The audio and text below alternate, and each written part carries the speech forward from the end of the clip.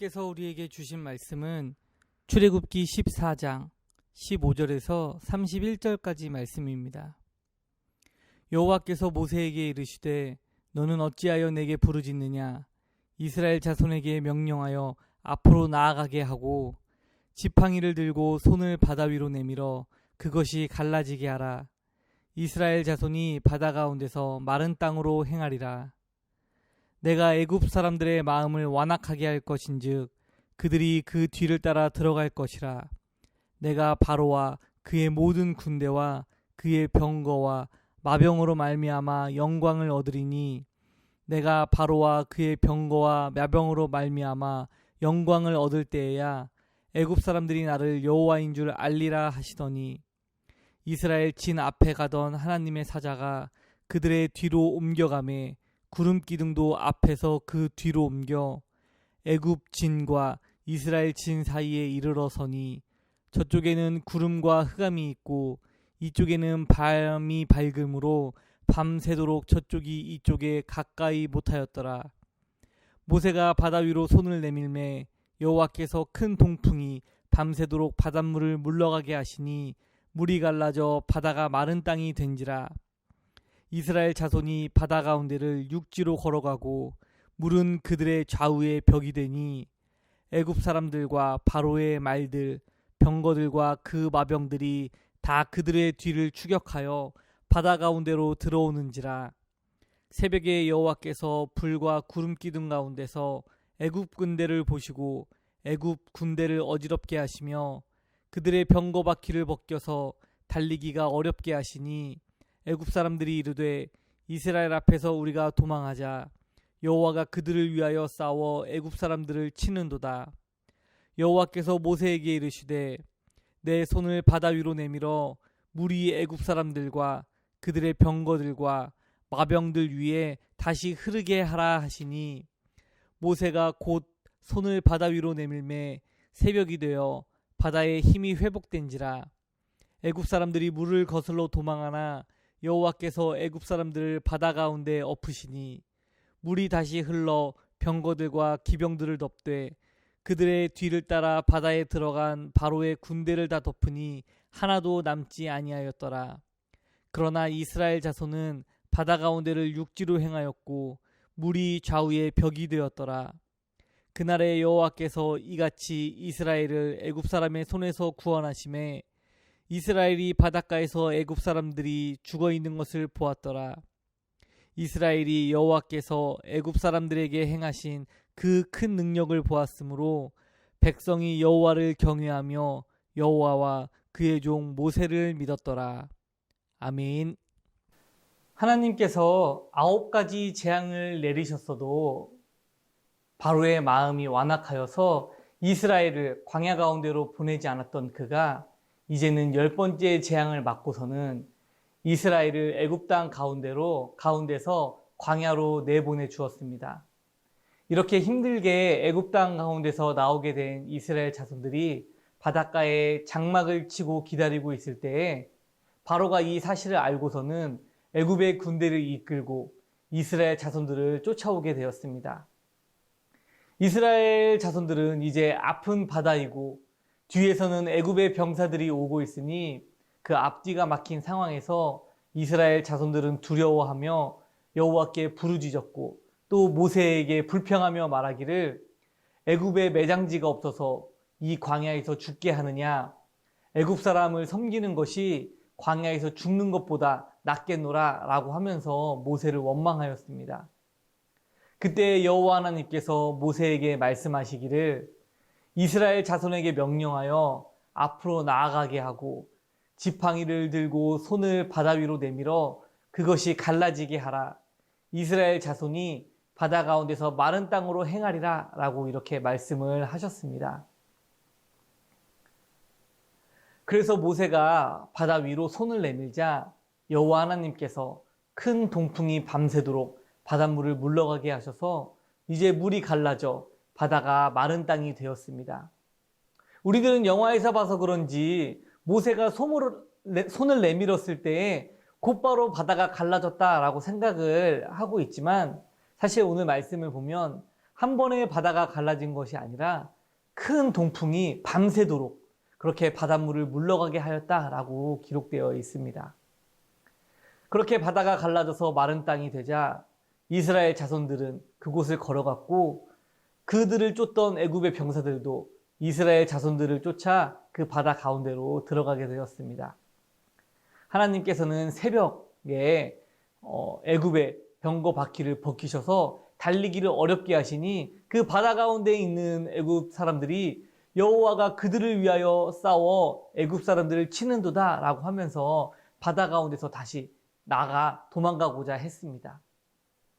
그 모습을 보고 계신 하나님께서 모세에게 이르시되 내 손을 바다 위로 내밀어 물이 애굽 사람들과 그들의 병거들과 마병들 위에 다시 흐르게 하라라고 말씀하시면서 도망가는 그 애굽의 병사들을 다시 도망가지 못하게 하시려고 하였습니다.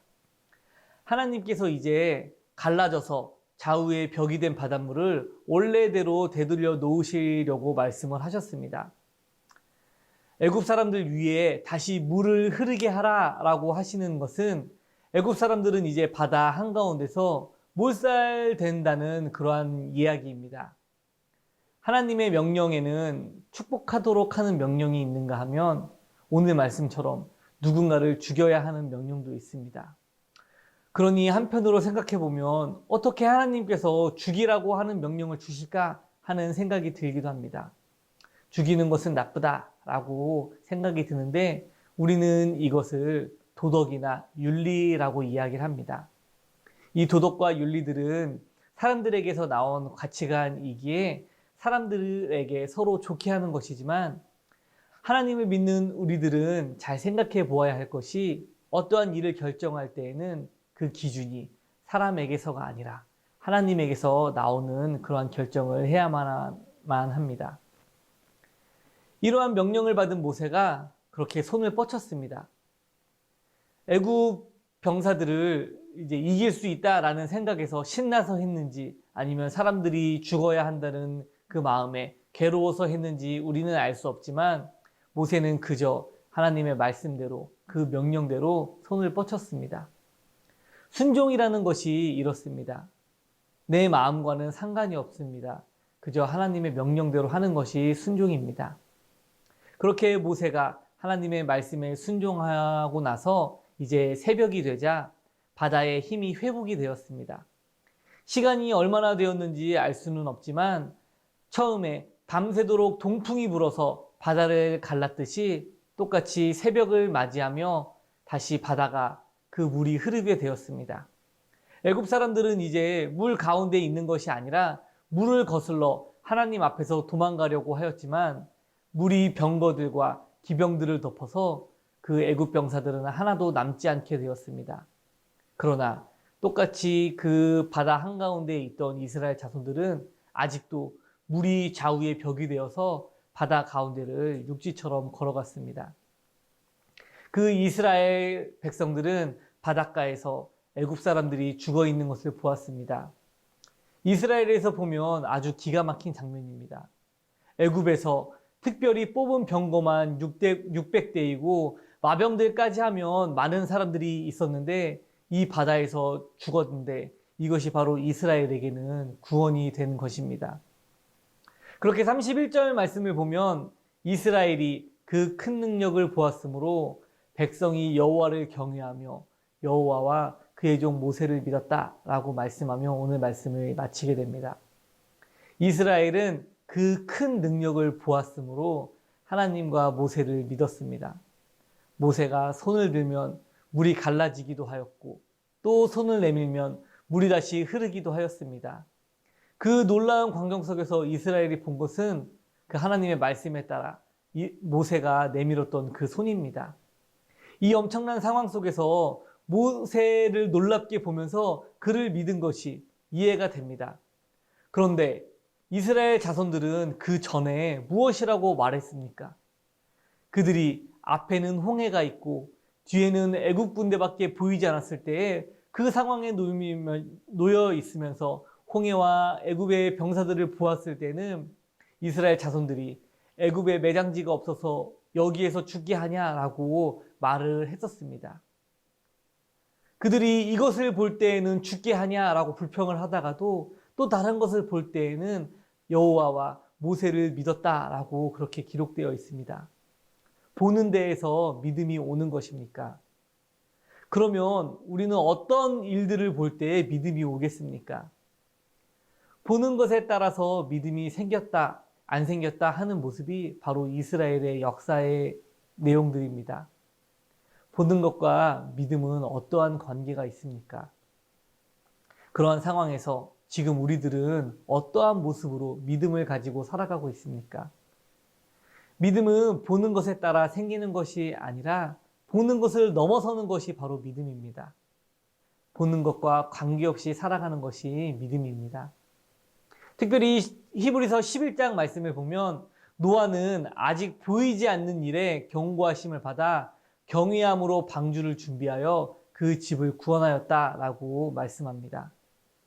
보이지 않아도 방주를 짓게 하는 힘이 바로 믿음입니다.